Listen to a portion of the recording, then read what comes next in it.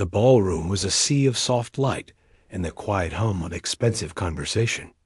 Crystal glasses touched with a delicate ting, and laughter floated in bubbles above the heads of men in crisp tuxedos and women in gowns that shimmered like oil on water. The air itself smelled like money, a mix of perfume, fine wine, and the waxy scent of hundreds of candles. She moved through it all like a ghost. Her name was Elena, and her world for the night was marked by the silver tray balanced on her palm. It was heavy with empty champagne flutes, each one a tiny relic of a celebration she was not part of. Her shoes, sensible and black, whispered against the thick carpet. Her uniform was simple: a white button-down shirt, a black vest, and a skirt that fell just below her knee. In this room of silk and sequins, the fabric felt a little stiff. Her job was to be invisible, to see without being seen, to glide to a table, collect the empties with a quiet "pardon me," and slip away again. The guests looked right through her. Their eyes focused on each other, on the artwork on the walls, on their own important reflections in the tall windows. But Elena's eyes kept drifting to the center of the room. There it sat, a grand piano. Its polished black surface was a perfect dark mirror, reflecting the shimmer of the chandeliers above.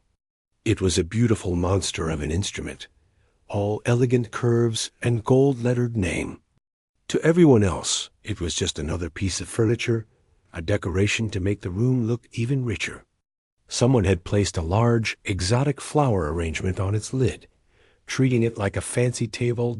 To Elena, it was a magnet.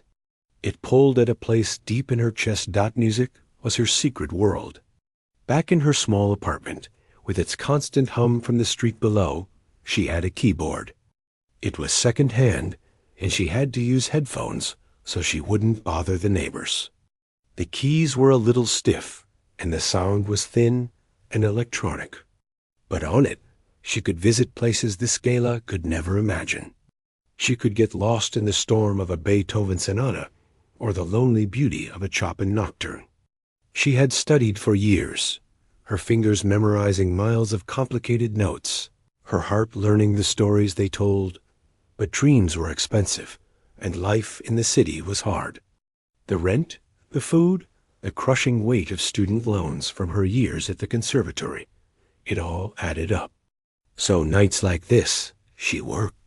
She carried trays and smiled politely and saved every tip in a jar on her dresser, hoping one day it would be enough for just a few lessons with a real teacher, or maybe even a piano that didn't need headphones. As she passed by a group of older gentlemen, their faces flushed with good wine and good fortune, she caught a piece of their talk. "Beautiful instrument." "Of course," one of them said, waving a hand toward the piano. "But purely for show. I mean, look around. Does anyone here look like they could actually play the thing? Probably doesn't even hold a tune." His friends chuckled in agreement. The man took a slow sip of his drink, his eyes sweeping over the room with a sort of bored ownership. They slid right over Elena as she stood there, tray in hand. His words didn't make her angry, not exactly. They made her feel tired.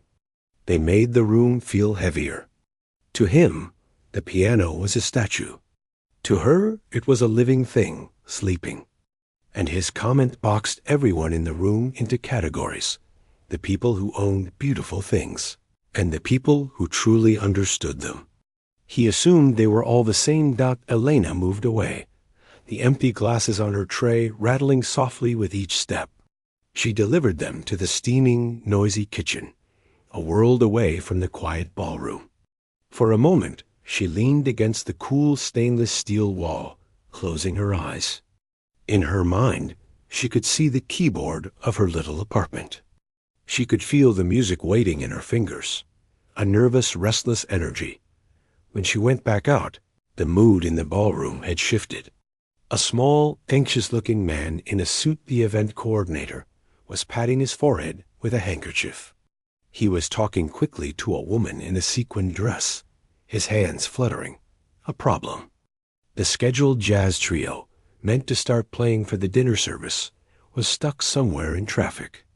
A gridlock accident. They wouldn't arrive for at least 45 minutes. A ripple of something like annoyance went through the crowd. The beautiful background music they had paid for was not happening. The elegant flow of the evening was broken. Now there would just be the clink of forks and the drone of talk. It felt cheap, suddenly. Ordinary Dot, the coordinator, looked like he wanted to disappear. He scanned the room desperately, as if hoping a musician might magically appear from behind a potted plant. Elena stood by the kitchen door, a fresh tray of appetizers in her hands. Her heart began to do something strange. It wasn't just beating fast. It felt like it was swelling, filling her throat. She looked at the desperate coordinator. She looked at the stunning, silent piano. She looked at the guests, their faces beginning to show the first signs of boredom. The idea was crazy. It was not her place. She was here to serve canapes, not to perform. They would laugh. They would ask her to get back to work. The coordinator might fire her on the spot. But then she heard the man's voice again in her head. Asterisk probably doesn't even hold a tune. Asterisk, and she thought of her silent keyboard in her dark apartment. And she thought of the sleeping giant in the middle of the room. Before the fear could convince her to stay still, her feet were moving. She walked, not to the tables, but straight toward the anxious man in the suit. The tray felt like a shield in front of her. When she reached him, her voice came out so quiet, she wasn't sure he heard it over the murmur of the crowd. "Excuse me?" He turned, his eyes glancing at her uniform, already dismissing her. "Not now, please. We have a situation." "I know," Elena said, forcing the words to be clearer. "I can play. I can play the piano. I can fill the time until they get here." He stared at her.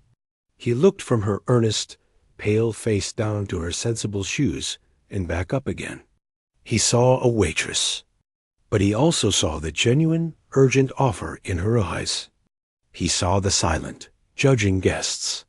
He had 10 minutes to fix this Dot. It was a wild risk.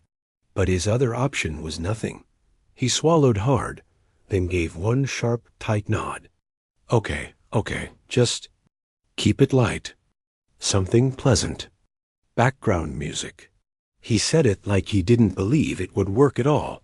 Elena didn't answer. She turned and walked toward the center of the room. This time, she wasn't weaving between people. She was walking a straight line, and people noticed. A few guests stepped aside, confused looks on their faces. Who was this waitress going to the piano? Was she going to clean it? She reached the beautiful, polished instrument. Carefully, she set her heavy silver tray down on a small, empty service table nearby. She took a deep, shaky breath that seemed to echo in the suddenly quieting space around her. She could feel dozens of eyes on her back, prickling like pins. With a touch that was almost reverent, she lifted the heavy flower arrangement off the piano's lid and placed it on the floor. Then she smoothed down her simple black apron, turned, and sat on the plush bench. The room was now completely, utterly silent. The silence was a physical thing. It pressed against Elena's ears, thick and heavy. For a moment, all she could hear was the frantic drumming of her own heart and the soft rustle of her apron as she settled on the bench. She could feel the weight of every stare in the room burning into her back, curious, confused, and undoubtedly judgmental. A few more people had stopped talking, noticing the waitress now seated at the grand piano, an island of black and white in her simple uniform. Her fingers hovered just above the keys. They felt stiff and cold. The grand piano, up close, was immense. The keys were a stark, creamy white, longer and smoother than the plastic ones on her keyboard at home. This was a real instrument, a creature of wood and wire and history. For a second, the coordinator's instructions echoed in her head. Asterisk, keep it light. Something pleasant. Asterisk, maybe a simple pop song. Something safe that would just blend into the clink of silverware. But as she touched a single key, just the gentlest press of middle C, the note bloomed in the quiet room. It wasn't the thin, electronic sound she was used to. It was deep and round and true, vibrating in the air long after she lifted her finger. The sound seemed to travel up her arm and straight into her chest. Waking something up? That one note erased the ballroom, the guests, the uniform. It reminded her why she was here, risking everything. It wasn't to be pleasant background noise. It was because this piano, this beautiful sleeping thing, deserved a real voice. And so did she. She closed her eyes. In the darkness behind her lids, the noise of the room faded away. The judging stares vanished. All that was left was the music she had carried inside her for years, through long practice sessions and tired nights and disappointed hopes. She thought of her small, quiet apartment, of the dreams that felt so big for such a small space. Her hands found their starting position. This would not be light. This would be true. The first notes of Chopin's Ballade in G minor were not loud, but they were deliberate. They came slowly, one after the other, like careful footsteps in an empty hall. They were a question, a story beginning in a minor key, full of a gentle, deep sadness. A man near the front, who had been checking his watch, froze. His hand slowly fell to his side.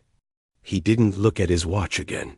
The melody unfolded, gaining a little strength, a little more shape. It was lyrical and heartbreaking. Alana's body began to move with it, just slightly, a lean into a deep chord, a subtle sway as her hands crossed. She was no longer playing notes. She was telling the story that lived inside them.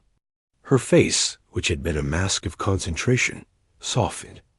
A faint, unconscious sadness touched her expression, then gave way to a flicker of something like defiance as the music swelled. The last of the conversations in the room died. Every single person had turned. They weren't looking at a waitress anymore. They were watching an artist completely lost in her art. A woman holding a wine glass forgot to drink, the glass tipped forgotten in her hand. The event coordinator stood near the kitchen door, his mouth slightly open, the handkerchief crumpled uselessly in his fist. Then the music changed. The gentle, questioning melody shattered. Elena's hands flew across the keyboard in a sudden, breathtaking torrent of notes. This was the storm. This was the technical fire, the passion, the proof. Fast, precise arpeggios raced up and down the piano like lightning. Powerful, rumbling chords shook the air. It was complex, it was difficult, and she played it not like someone trying to show off, but like someone who had lived inside this storm for years and knew every gust of wind, every drop of rain, a well-dressed older gentleman, the very one who had scoffed about the piano being just for show, stood utterly still. His earlier expression of bored superiority had melted away, replaced by pure, uncomplicated awe. He was a man who appreciated fine things, and he now understood, with crystal clarity, that the finest thing in the room was not the crystal or the art, but the young woman making the piano speak with a soul. Near the back, another guest watched differently. He was a man with kind, watchful eyes and a calm posture. While others were swept away by the emotion, he listened with a professional ear. He heard the flawless technique, the subtle control of dynamics, how she could make the music whisper one moment and roar the next. He heard years of disciplined training shining through every note. He was a musician himself, and he recognized a fellow traveler, one who had walked the same hard, lonely road. For Alina, the outside world had completely disappeared. There was no Gala, no risk of being fired. There was only the flow of the music from her mind, through her heart, down her arms, and into the keys. The piano was no longer a separate thing. It was an extension of her. She felt the vibration of the strings in the floor beneath her feet. She rode the waves of the melody through the passionate struggles and the fleeting moments of peace. All the frustration of her daily life, the invisibility, the struggle, poured into the performance, giving it a raw, powerful truth that no perfect, polite performance could ever have. The final minutes of the ballade were a desperate, climbing struggle, a series of dramatic runs and crashing chords that seemed to fight against themselves. The room held its breath. And then she reached the famous, devastating coda, the final, furious cascade of notes that falls like a collapsing sky. Her hands flew in a last incredible burst of speed and power. The sound was immense, filling every corner of the glittering room. And then silence. A deep, total, and ringing silence. Alana's hands fell slowly into her lap. Her shoulders rose and fell with a deep breath. She was back. She could feel the wooden bench beneath her, the stiff fabric of her apron. The silence around her was terrifying. It was the kind of silence that comes after something true has happened. She had done it. And now she had to face them. Very slowly, she began to turn on the bench to meet the room she had forgotten. The silence lasted only a heartbeat, but to Elena, it felt like an age. It was a hollow, echoing space where the last note still seemed to vibrate. In that brief moment, she was sure she had made a terrible mistake. The quiet felt like judgment, a collective shock that was about to turn into laughter, or worse, polite, embarrassed applause. Then, it broke. It started with one pair of hands. A woman near the front, her eyes bright, simply began to clap. Not a polite little tap, but a firm, solid clap that rang out in the quiet room. It was joined instantly by another and another. In less than 2 seconds, the entire ballroom erupted. The sound was not the gentle, expected applause after a scheduled performance. This was a thunderous rising wave of genuine astonishment and respect. It was loud, it was sustained, and it was entirely for her. People were not just clapping. They were getting to their feet. Chairs scraped softly on the carpet as one guest after another stood up. The seated dinner was now a room full of people, all facing her, their faces alight with awe. Alana's breath caught in her throat. She turned fully on the bench to face them, her hands still trembling slightly in her lap. The wall of sound and sight was overwhelming. These were the same people who had looked through her all evening, but now they were looking at her, really seeing her for the first time. The event coordinator, his face now split into a huge relieved grin, was clapping so hard his hands must have hurt. The older gentleman who had made the comment about the piano was one of the first on his feet. He wasn't just clapping. He was nodding slowly, as if in deep agreement with something. The look of bored ownership was gone, replaced by something like respect. He caught her eye for a fleeting second and gave a single firm nod. It wasn't an apology, but it was an acknowledgement. He had been wrong. The standing ovation washed over Elena, warm and dizzying. She didn't know what to do. A small, instinctual part of her wanted to shrink, to pick up her tray and disappear into the kitchen. But a bigger part, the part that had just poured her soul into the piano, held her there. She managed a small, shaky smile and gave a slight, awkward bow of her head from her seat. That's when the crowd began to move. The spell of the performance was replaced by a buzz of excited energy. Guests started flowing toward the piano, not as a disciplined line, but in a gentle, eager surge. The invisible barrier between the serve and the server had completely dissolved. The first to reach her was an elegant woman in a blue gown, her eyes wide. "That was extraordinary," she said, her voice full of emotion. "I have heard that piece in concert halls, but never like that. Never with such feeling." Others nodded around her, murmuring their agreement. A man leaned in, asking, "Where did you study?" You must be a professional."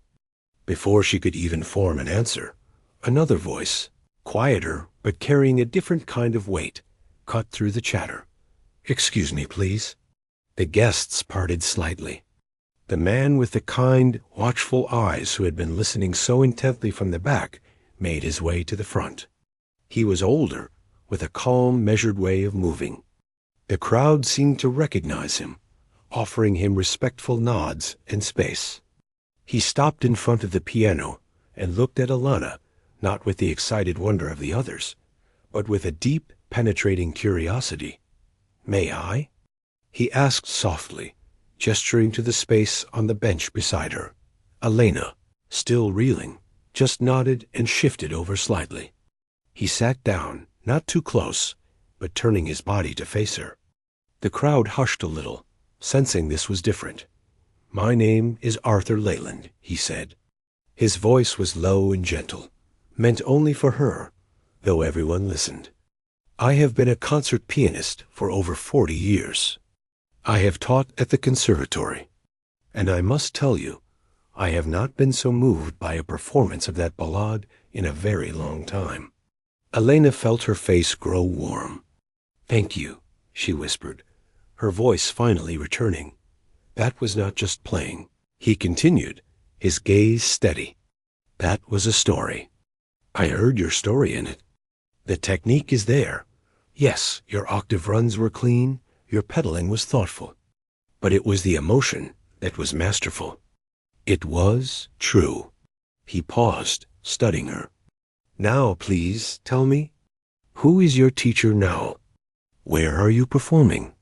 This was the moment she had both dreamed of and dreaded. The direct question that exposed the vast gap between the talent he just witnessed and the reality of her life. She looked down at her hands, still in her lap, still in the plain black apron. I don't have a teacher," she said, her voice a little stronger but still quiet. "Not anymore. I graduated from the conservatory 2 years ago." She paused, gathering the courage to lay the truth bare in front of all these glittering people. "I practice on a keyboard in my apartment. I work 2 jobs. This is one of them." A ripple of understanding, mixed with a new kind of shock, went through the listeners. The woman in the blue gown put a hand to her chest.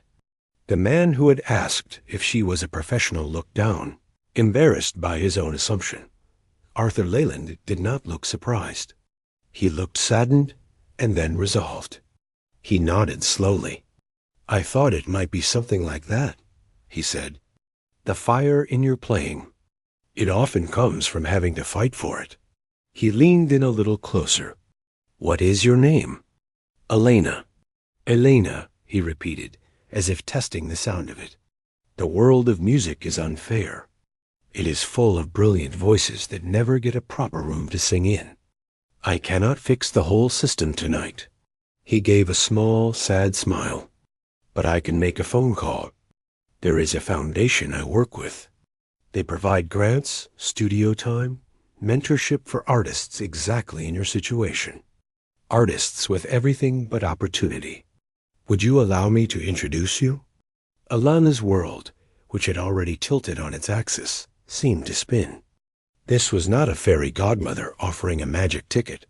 It was a serious man offering a real, difficult door to a harder but possible path. It was a connection. It was a thread of hope. "Yes," she said, and the word was firm, clear. "Yes, I would be so grateful." From the side of the crowd, a young man held up his phone. "It's online," he said, not unkindly. "Someone filmed it. It's already getting shares." The event coordinator finally pushed his way through, beaming. He looked from Elena to the still-seated Arthur Leyland. The jazz trio has arrived," he said, almost apologetically. "But I don't think anyone's in a hurry to hear them now." He looked directly at Elena. Would you consider playing another piece? For us, please?" All eyes were on her again. She looked at Arthur Leyland. He gave her an almost imperceptible nod of encouragement. She turned back to the piano. The crowd fell silent once more, but this silence was different. It was warm, expectant, full of respect. She placed her hands on the keys of a piano that was no longer just for show. She had a room to sing in for now. And for the first time that night, she played without a single ounce of fear. The next few weeks were a strange, swirling dream for Elena. The clear, predictable rhythm of her life, work, practice, sleep, repeat had been completely scrambled. It felt like she had stepped through a door in her own life and found a different world on the other side. One that was both exciting and terrifying. The morning after the gala, she woke up in her small apartment to a buzzing phone. Not calls, but notifications. Dozens, then hundreds of them. The video the guest had taken, shaky at first, but then steady and clear, had been shared far beyond the ballroom. It had a simple title: Waitress stuns wealthy crowd with incredible piano performance. People were sharing it with comments like, "Never judge a book by its cover," and "Talent is everywhere." She sat on the edge of her bed, watching the number of views climb. It was her, in her server's apron, but it also wasn't her. It was a version of herself that seemed braver, more sure. The comments were overwhelmingly kind, but that was almost as overwhelming as the silence had been. Strangers were discussing her life, her talent, her story. Arthur Leyland was true to his word. He didn't just make one phone call. He became a guide. He connected her with the foundation he mentioned. It wasn't a magic wand.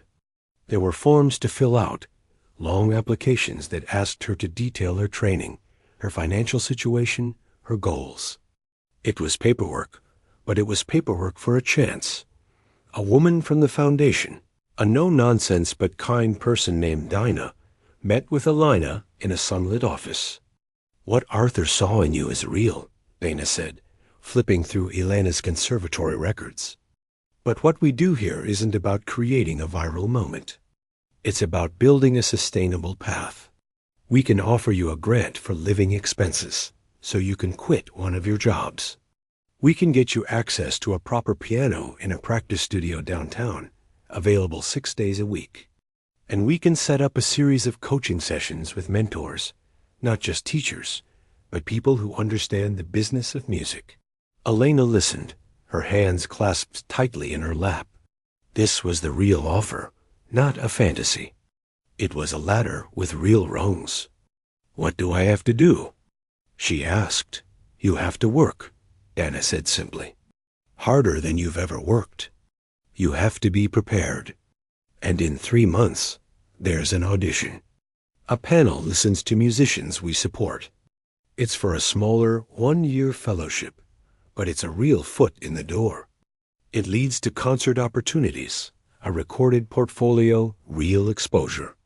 It was an answer to every silent prayer Elena had whispered while practicing on her silent keyboard. But it came with a price, the safety of the known. She gave notice at the restaurant where she worked lunches, keeping only the occasional evening shift for a little cash. Leaving that job felt like cutting a tether to the ground. The first time she walked into the practice studio the foundation provided, her breath caught. It was a simple, quiet room with a high ceiling, and in the center sat a grand piano, not as ornate as the one at the gala, but beautiful, and, more importantly, hers to use. She sat down and played a simple scale. The sound filled the empty room, rich and whole. For the first time, she could hear herself play without headphones. She cried, just for a minute, from sheer relief, but the new path was not easy. The pressure was different now. Before, the only person she had to disappoint was herself. Now, there were people who had invested in her. Arthur Leyland checked in every week, not to fuss, but to ask thoughtful questions. "What are you discovering in the second movement?" he might ask. Or, "Are you listening to the spaces between the notes?" Her new mentor, a sharp-eyed former concert violinist, pushed her on stage presence, and the narrative of her performance. "You're telling a story," the mentor would say. "Make me see it." Meanwhile, the world of the gala tried to pull her back in. She got a formal letter from the charity's board, thanking her for her impromptu contribution and including a modest honorarium. A talk show emailed, asking if she'd come on to tell her amazing story. This is where Arthur's advice was firm. "They want a 5-minute feel-good segment," he told her over tea. "Your story needs years to tell properly. Say no. Your work is in the practice room now, not the green room." The most surprising contact came from the event coordinator. He emailed her, not about work, but with a request. "The Vanderlyn Gala Committee has asked," he wrote, sounding almost shy, "if you would be willing to be our featured musical performer at next year's event. A proper set. Paid, of course." Elena read the email 3 times. It was the circle trying to close, but she would be entering it at a completely different point. Last year, invisible. This year, the center of attention. She thought about it for a long time. Then she replied, saying she would be honored, but that she would need to see the details closer to the date, as her training schedule was very demanding. It was a professional reply. It came from a musician, not a waitress. The weeks blurred together. Mornings were for technical exercises. Afternoons were for diving deep into the pieces for her audition. Her world narrowed to the music, the metronome's tick, the feeling of her muscles, learning new patterns of strength and subtlety. She was often tired, sometimes frustrated. The grant money eased the constant worry about rent. But a new worry took its place, the fear of not being good enough, of wasting this chance. One afternoon, deep in a difficult passage, she made a mistake. Then again, she slammed her hands down on the keys in a jarring crash of sound. The frustration from months of struggle, the ghost of her old life, the immense weight of expectation, it all boiled over. She put her head in her hands, feeling like an imposter in this nice studio, wearing the borrowed clothes of a real musician. She thought about just getting up and leaving, going back to the simple, hard clarity of her old life. But then she thought of the silent piano at the gala. She thought of the flower arrangement on its lid. She thought of the man's voice saying, "Probably doesn't even hold a tune." She lifted her head. She placed her hands gently back on the keys, found the beginning of the troublesome passage, and played it slowly. Then again, a little faster. Then again. The audition was tomorrow. The journey wasn't about the gala, or the video, or even Arthur Leyland. It was about this, showing up, even when you were scared, and playing the next note. She played until the sun went down, the single lamp over the piano the only light in the room, fighting for the music one note at a time. 1 year later, the Vanderlyn Charity Gala was once again in full swing. The same ballroom glittered under the same chandeliers. The air hummed with the same soft chatter and the clink of fine crystal. Men in tuxedos and women in elegant gowns moved through the room, their conversations a familiar soundtrack of business and philanthropy. Elena stood backstage, in a small, quiet corridor behind the main floor. The sounds of the party were muffled here. She smoothed the fabric of her simple, dark blue dress. It was elegant but understated, chosen for movement, not for show. She took slow, deep breaths, her fingers flexing at her sides. So much was the same. And yet, everything was different. She was not carrying a tray. Her name was printed in the evening's program under featured musical performance. She had been paid a proper performer's fee. The waitstaff, a new crop of young faces, moved past her with trays of champagne, offering her polite, professional smiles. One young woman, with the same focused but invisible look Elena remembered so well, caught her eye and gave a small, shy nod of recognition. It was a look that said, "I see you. How did you get there?" Elena offered a warm smile back, a silent message. It's possible. The event coordinator, the same man who had once looked at her with panicked desperation, now approached her with a clipboard, his manner calm and respectful. 5 minutes, Elena, he said softly. The room is ready for you. She nodded. Thank you. As she waited, her mind did not go to the difficult passages she would soon play. Instead, it went to the long journey between this moment and the last. The audition for the fellowship had been the hardest 10 minutes of her life.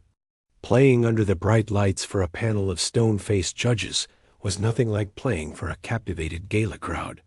She had been stiff with fear, her fingers feeling like wood. But she had played through it, clinging to the music beneath the panic. She hadn't won the top fellowship. She had been awarded a smaller 6-month opportunity. For a day, it felt like a crushing failure. But her mentor had set her straight. This isn't a race you win or lose, she had said. It's a path you build. This is a tool. Now use it. And she had. That smaller grant had led to a local concert series for emerging artists. She had played in libraries, small halls, and even a museum. Sometimes the crowds were small. Sometimes they listened intently. Sometimes they rustled programs. She learned to connect, to tell a brief story about the music, to let her own humanity show through the notes. She made mistakes in public and learned the world didn't end. She felt the profound joy of connecting with a stranger through a melody. Arthur Leyland remained a steady, guiding presence.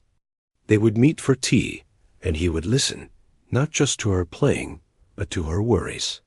The piano is an honest friend, he told her once. It gives back exactly what you put in. Remember, you are not performing for them. You are sharing something with them. There is a difference. The coordinator appeared at the curtain. It's time. Elena walked onto the stage. There was no hesitant weaving through tables this time. She walked a direct path to the center of the space, to the same grand piano. It was polished to a high shine, a single small vase of white flowers placed discreetly to the side. No large arrangement covered its lid tonight. The crowd's attention turned to her. The murmur softened. She saw faces she recognized, the woman in the sequined dress from the committee, the older gentleman who had scoffed. His expression now was one of keen anticipation. She saw Arthur, seated near the front, his hands folded peacefully in his lap. He gave her the smallest of nods. She sat. The bench felt familiar. The room was silent, but it was a listening silence, not a judging one. She had earned this quiet. She did not play Chopin's ballade. That piece belonged to a different night, a different Elena.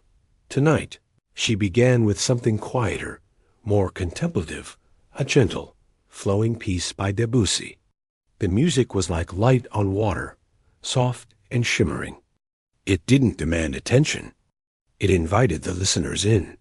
She played for 10 minutes, a carefully chosen set that moved from thoughtful stillness to playful energy, ending with a powerful, joyful piece by a modern composer. When her final note faded, the applause was warm and sustained. It was the applause for a respected artist. She stood, smiled, and gave a genuine bow. Afterward, as guests mingled during dessert, many came to speak to her. The conversation was different now. Your phrasing in the second piece was exquisite. One woman said, "Where will you be performing next?"